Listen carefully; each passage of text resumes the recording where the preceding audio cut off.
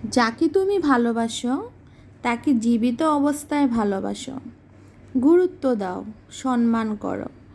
সময় নেই, কাজের চাপ, এসব ফালতু অজুহাত দেওয়া বন্ধ করো।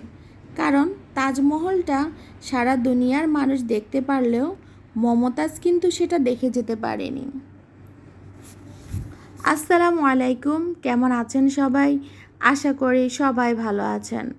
আমার এই ভিডিওটা হচ্ছে শুক্রবারের, পবিত্র জুমার দিন ছিল, আর আমি ভিডিওটা তৈরি করে রেখেছি আপনাদের সাথে শেয়ার করব বলে। শুক্রবার মানে হচ্ছে বাচ্চাদের ছুটির দিন এবং হাজব্যান্ডেরও অফ ডে থাকে, তাই পরিবারের সবাই মিলে একসাথে দুপুরের খাওয়া দাওয়া, সকালের নাস্তা, বিকালের নাস্তা, রাতের খাবার সব মিলিয়ে একসাথে বসে খাওয়া যায়। আর এভাবেই সারাটা দিন চলে যায় ব্যস্ততার মধ্যে। আমরা মেয়েরা কিন্তু সংসারটাকে সাজিয়ে গুছিয়ে করতে খুব ভালোবাসি, আর সেখানে যদি থাকে হাজব্যান্ডের ভালোবাসা, বাচ্চাদের অনুপ্রেরণা, সব মিলিয়ে খুবই ভালো লাগে সংসারটাকে। এখানে হচ্ছে ছোটোখাটো পিকনিকের আয়োজন, কারণ আমরা যখন ছোট ছিলাম তখন কিন্তু আমরা গ্রামে বাচ্চারা মিলে এভাবে পিকনিক করতাম, কিন্তু শহরের বাচ্চারা এই জিনিসটা পায় না।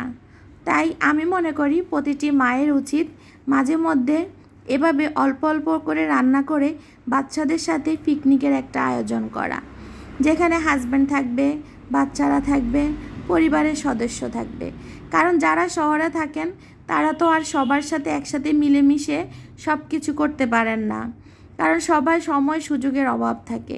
তাই যেদিন সবার অফ ডে থাকে, সংসারের সবাই মিলে একসাথে ছোট্ট একটা আয়োজন মানেই পারিবারিক পিকনিক।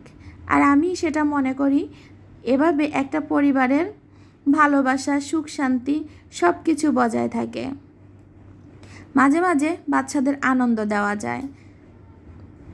আজকে এখানে রান্না হচ্ছে মুরগির মাংস, সাদা পোলাও, ডিম বোনা আর সালাদ।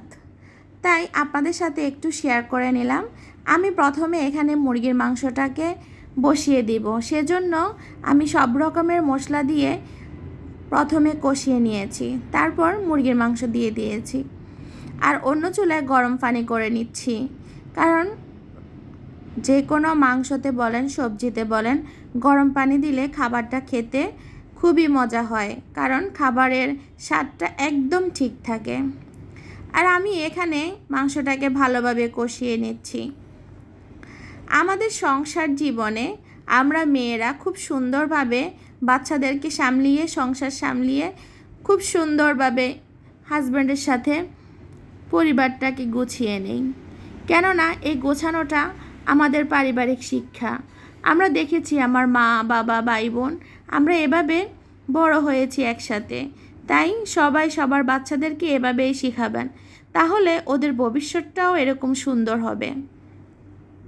আপনাদের সাথে কথা বলতে বলতে আমি এখানে কষানো মাংসের সাথে আলু দিয়ে দিয়েছি এবং একটু ভালোভাবে আলুটাকেও কষিয়ে নিব, কারণ এই মুরগির মাংসের সাথে আলুটা দিলে বাচ্চারা খুবই পছন্দ করে।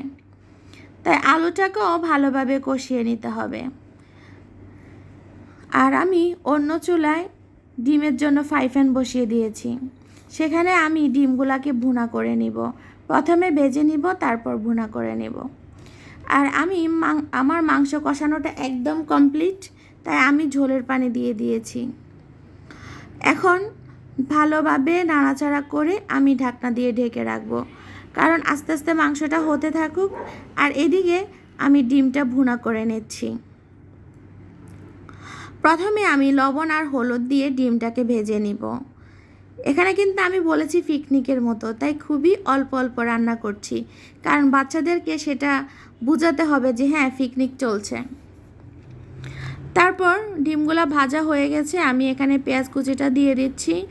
আর এখানে আমি শুধু একটু লবণ আর হলুদ আর জিরার গুঁড়োটা দিয়ে দিব, কারণ বেশি মশলা দিব না। আর বাচ্চারা এভাবে খেতে পছন্দ করে, তাই আমি একদম যেভাবে ওরা পছন্দ করে ঠিক ওভাবেই রান্না করে নিয়েছি। আর এ পর্যায়ে পোলাওটাও রান্না করে নিয়েছি, আপনাদের সাথে দেখানো হয়নি। কারণ সম্পূর্ণটা দেখালে ভিডিওটা বড় হয়ে যাবে। সবাই ভালো থাকবেন, আমাদের পাশে থাকবেন। আল্লাহ হাফেজ।